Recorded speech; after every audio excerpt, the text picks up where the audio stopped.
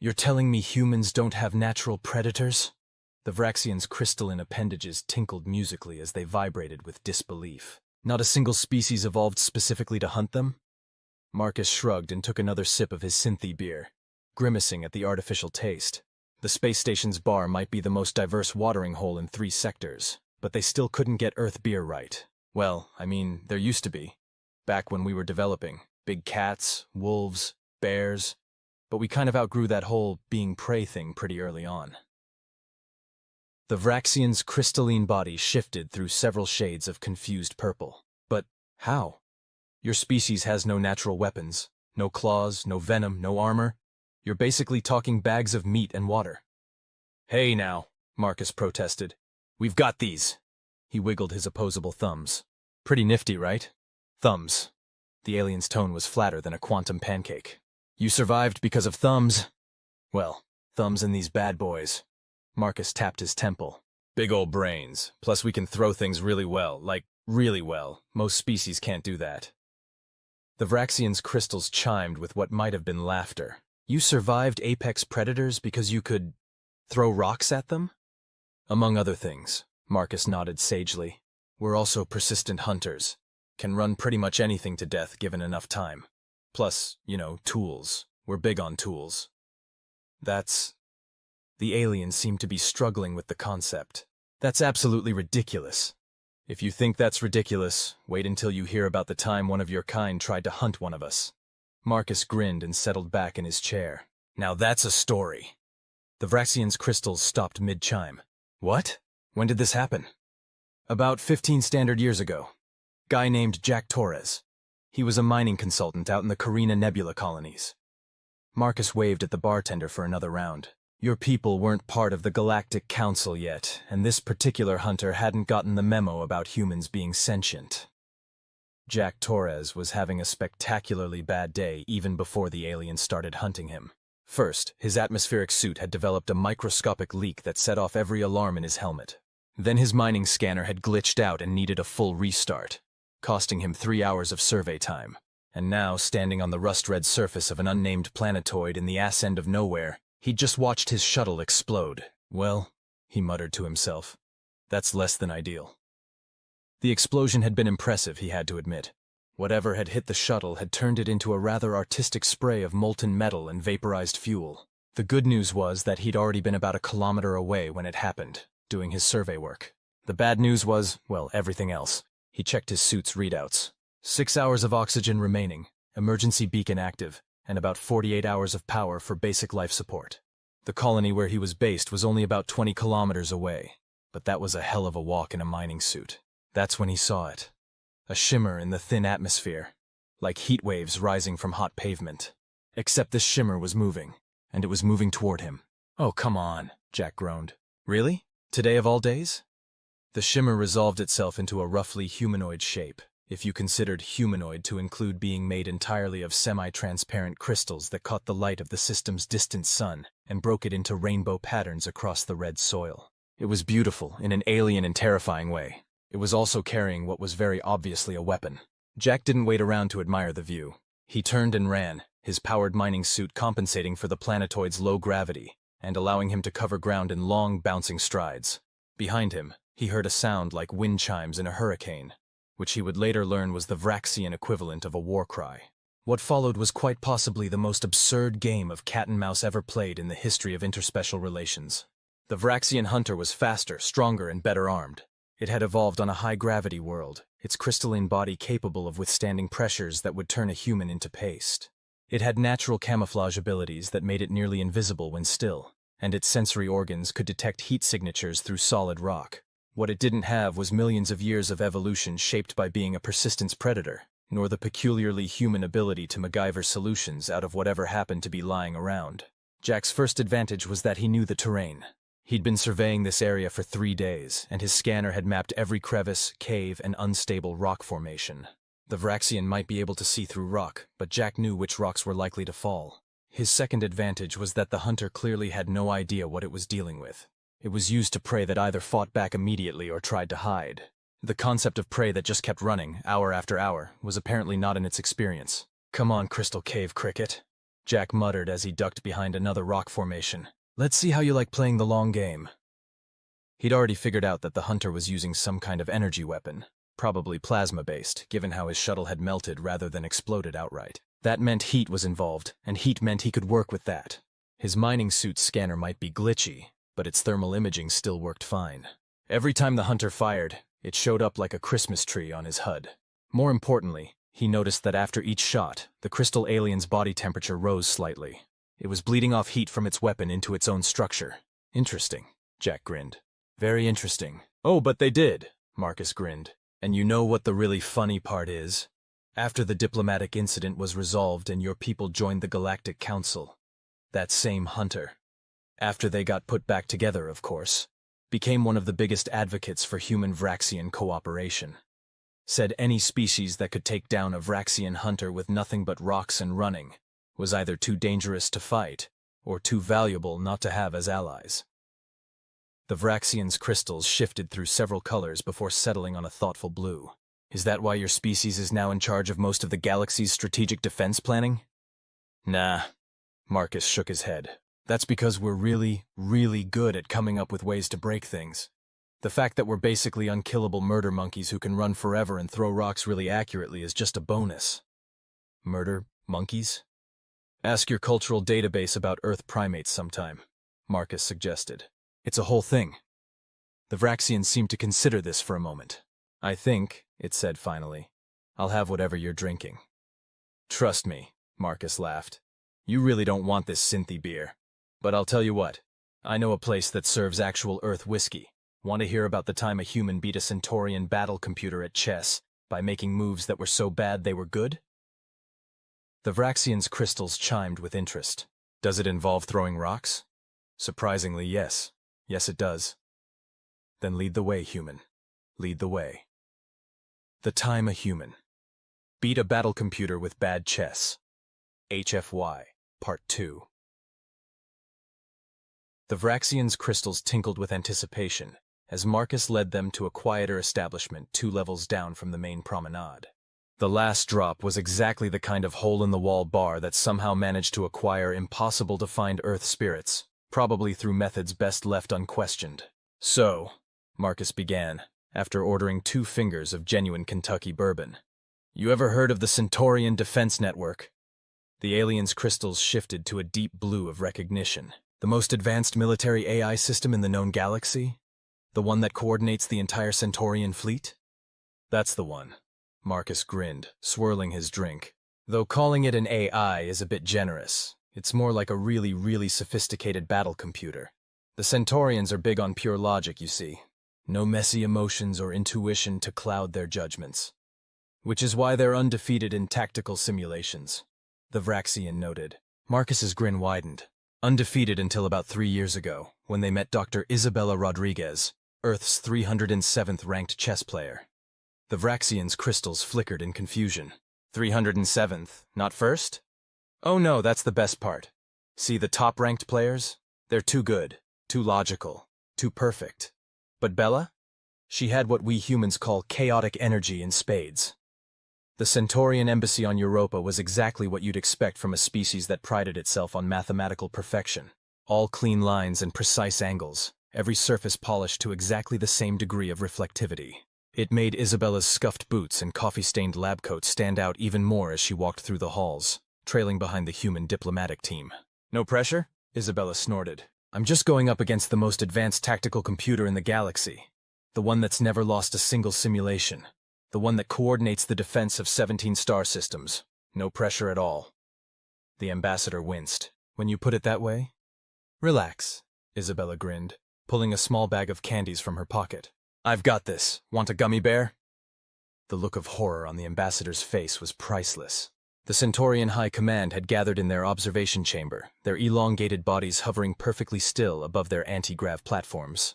The Defense Network's interface terminal sat in the center of the room, its holographic display showing a standard chessboard. We are confused, the lead Centaurian's translator buzzed.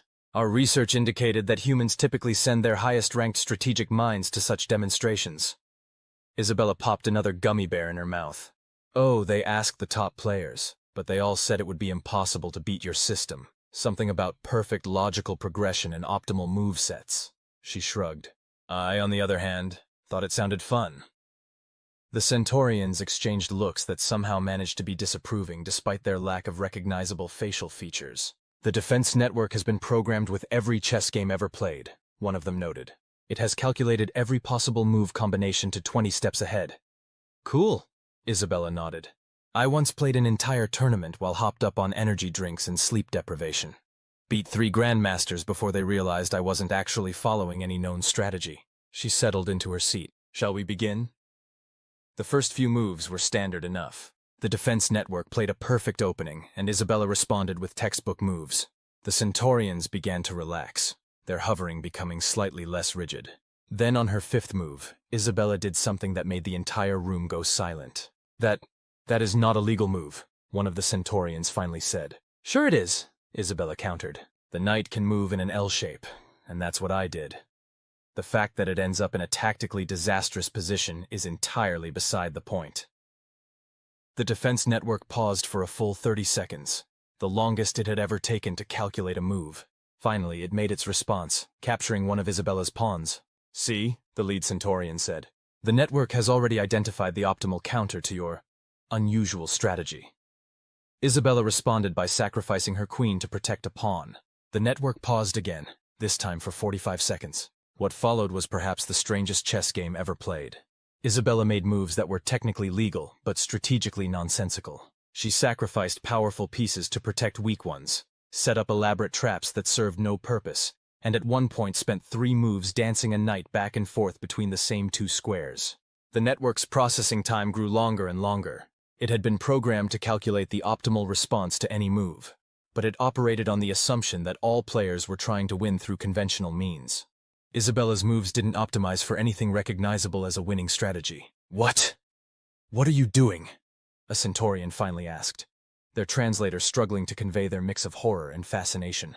Oh, you know, Isabella said, moving her king into what appeared to be immediate danger. Just vibing. The network took 2 full minutes to respond to that move. Its holographic display flickered slightly. Your strategy is illogical, the lead Centaurian insisted. The network has calculated that you have reduced your chances of winning to less than 0.034%. Bold of you to assume I'm trying to win. Isabella grinned, moving her last bishop to the exact wrong place to defend against the network's obvious next move. The network took 3 minutes to respond. Its display flickered more noticeably. The network appears to be struggling, one of the Centaurians observed, their hover platform listing slightly to one side. Well, yeah, Isabella said, capturing her own pawn with a rook in a move that served absolutely no tactical purpose. It's trying to calculate the optimal response to my moves, right? But it can't figure out what I'm trying to do because I'm not trying to do anything that makes logical sense. So it has to calculate every possible response, because it can't eliminate any options based on standard strategic principles. The network's display was now flickering continuously. Smoke began to rise from its cooling vents. But that's not how you play chess, a Centaurian protested. Says who? Isabella moved her king again, this time into what looked like checkmate but actually wasn't, due to an obscure rule about pawn movement that hardly anyone ever used. Chess is just a game. Games are supposed to be fun, and I'm having tons of fun. The network took 5 minutes to make its next move. Warning lights began flashing across its interface. You're going to lose, the lead Centaurian pointed out, though their translator's tones sounded less certain now. Probably, Isabella agreed cheerfully, but I'm going to lose in style, and I'm going to make your supercomputer work harder calculating my bizarre moves than it's ever had to work calculating actual battle strategies. She moved another piece at random. The network made a sound like 1,000 calculators being thrown into a blender, its holographic display turning into a Technicolor light show, and then simply shut down. The room was silent, except for the sound of Isabella eating another gummy bear. Did you just beat our defense network by being so bad at chess that you broke it? A Centaurian asked in disbelief. Technically, I think it's a draw since it can't make any more moves, Isabella mused. But yeah, pretty much. Want a gummy bear? The best part, Marcus told the now thoroughly shocked Vraxian, is that the Centaurians completely redesigned their defense network after that. They realized that any system based purely on logical progression was vulnerable to enemies who didn't play by the rules. These days, they actually hire humans to try and break their simulations by doing the dumbest things possible. And the rocks? The Vraxian asked. You said there would be rocks. Oh, right. Yeah, turns out Dr. Rodriguez had a bag of decorative aquarium gravel in her pocket along with the gummy bears. After the game, she taught the Centaurians how to play marbles. They're now the galaxy's second best players, right after humans. The Vraxians' crystals cycled through several colors before settling on what might have been amusement. You humans are a terrifying combination of clever planning and complete chaos, Marcus suggested. I was going to say completely insane, but yes, that too. The Vraxian raised its glass, to the species that beats superior opponents by refusing to make sense. I'll drink to that, Marcus laughed. Now, want to hear about the time a human won a space battle by broadcasting cat videos? The Vraxian's crystals chimed eagerly. Does it involve throwing rocks? Always does, my crystalline friend. Always does. The Great Cat Video Victory. HFY. Part 3. Before you tell me about the cat videos. The Vraxian's crystals chimed with curiosity. I have to ask, why do humans always end up throwing rocks? Is it some kind of cultural obsession? Marcus laughed and signaled for another round. Nah, it's just that rocks are everywhere. Plus, throwing things is kind of our thing. Did you know we're the only known species that evolved specifically to throw objects with high accuracy? Something about our shoulder structure. And this relates to cat videos how? I'm getting there, Marcus grinned. This happened during the Arcturian incursion, about 5 years ago. You remember that mess? The Vraxian's crystals shifted to a somber gray. The hive mind species that tried to establish a foothold in the Orion Arm. They caused considerable damage before being repelled. Repelled by cat videos, Marcus corrected. And rocks. Can't forget the rocks. Lieutenant Kira Patel stared at her tactical display and tried not to show how utterly screwed they were. The Arcturian hive mind fleet had them cornered in the Proxima Centauri system, their strange organic ships forming a perfect blockade pattern that even the Centaurian defense network admitted was optimally concerning. Status report, Captain Rodriguez demanded. And yes, she was that Rodriguez. The chess player who broke the defense network had apparently decided that a military career would be more interesting than academia. Not great, Captain, Kira admitted. They've cut off all conventional escape vectors. Their psychic interference is making FTL calculations impossible, and they're jamming all our standard communication frequencies. Excellent. Rodriguez grinned, pulling a bag of gummy bears from her uniform pocket. The woman's addiction to candy hadn't changed since her chess days. Sir? Kira blinked. Did you say excellent? Of course. When the enemy blocks all conventional options, that's when humans get to do what we do best. Something completely insane that no logical species would ever expect. The bridge crew exchanged looks. They'd all heard about the infamous chess game and their captain's reputation for unconventional tactics. What's the one thing we know about the Arcturian hive mind? Rodriguez asked, popping a gummy bear into her mouth. They're psychically linked? They operate with perfect coordination? They can predict standard tactical responses? All true. Rodriguez nodded. But more importantly, they have no concept of individuality, no understanding of doing things just for fun, and absolutely no experience with human internet culture. She turned to the communications officer. Lieutenant Wong, do we still have access to the ship's entertainment database? Yes, sir. The Arcturians are only jamming tactical frequencies. Perfect. How many cat videos do we have? The entire bridge went silent. I can check? Wong typed rapidly at his console. Looks like about 47,000 hours worth? Even better than I hoped. Rodriguez's grin grew wider. Here's the plan. We're going to broadcast every single cat video we have on all frequencies at maximum power. And while we're doing that, she turned to the weapons officer. How many mining charges do we have in the cargo hold? The ones we were transporting to the Proxima colonies? About 2,000, sir. And what are mining charges filled with? Rocks, sir, high-density mineral deposits we use for testing substrate. The weapons officer's eyes widened. Oh. Load them all into the torpedo tubes, Rodriguez ordered. Remove the explosive components. We just want the rocks. And get me the mining laser control systems. Sir, Kira felt compelled to point out, mining lasers aren't weapons. They're precision tools for cutting asteroid material. Exactly. And what happens when you suddenly turn off a precision-cutting laser? The material it was cutting tends to explode outward due to thermal stress. Kira's eyes widened. creating a cloud of high-velocity rock fragments. "I do love it when my crew catches on quick," Rodriguez beamed. "Now here's what we're going to do." 20 minutes later, the USS Terra Nova began broadcasting. Every frequency that could carry data was suddenly filled with cats. Cats knocking things off tables. Cats chasing laser pointers. Cats getting startled by cucumbers. Cats trying to fit into boxes too small for them.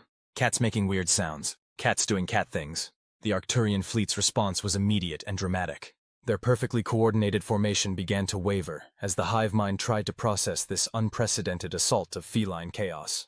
"Their psychic field is fluctuating," Wong reported. I think they're trying to make sense of why anyone would record these animals doing pointless things." "Excellent." Rodriguez popped another gummy bear. "Deploy the mining lasers!" The Terra Nova's industrial mining lasers, designed for precision asteroid mining, powered up. They began cutting into the dense rock cores they'd extracted from the mining charges, heating them to near melting point. "Lasers at maximum power," the weapons officer reported. "Rock cores at optimal thermal stress levels." "Cut power to the lasers on my mark," Rodriguez ordered. "And fire the remaining cores from the torpedo tubes the instant after. Time to show them why humans are the galaxy's best rock throwers." The Arcturian fleet was still struggling with the concept of cat videos when the Terra Nova's lasers shut off. The superheated rock cores exploded into clouds of high-velocity fragments, creating an expanding sphere of very angry gravel traveling at a significant fraction of light speed. Simultaneously, 2,000 dense mineral cores launched from the torpedo tubes, their trajectories calculated to intersect with the debris clouds from the laser-stressed rocks. The result was something that would later be termed the gravel gun effect. A devastating omnidirectional barrage of high-speed rocks that no sensor system designed for detecting energy weapons or conventional projectiles was prepared to handle. The Arcturian ships, their hive mind still trying to understand why humans would film cats being startled by their own reflections, never stood a chance. Their organic hulls were shredded by the improvised gravel shotgun blast, their perfect formation disintegrating into chaos. "FTL interference is down," Kira reported. "The hive mind's psychic field is completely disrupted." "Plot a course through that gap in their formation," Rodriguez ordered, somehow still having gummy bears left. "And keep broadcasting those cat videos. I want to make sure they remember this." "The Arcturians actually added a clause to their surrender agreement," Marcus told the fascinated Vraxian. "No human internet content allowed within 50 light-years of their space. Apparently they found cat videos existentially disturbing. And the rocks? Standard equipment on all human ships now. Every torpedo tube comes with a backup load of mining cores, and every tactical officer has to qualify in what we call precision gravel deployment." The Vraxian's crystals shifted to a color Marcus hadn't seen before. "Your species scares me." "That's fair," Marcus nodded. "We scare ourselves sometimes. More bourbon?" "Please," the Vraxian chimed. "And are there any other stories?" "Well," Marcus grinned. "There was this one time a human chef defeated a gastropodian food critic by making something so spicy it briefly achieved sentience. Let me guess, it involved rocks?" "Actually, this time it was gravel, completely different thing. Trust me." The Vraxian's crystals chimed with what was definitely laughter. "I look forward to hearing how."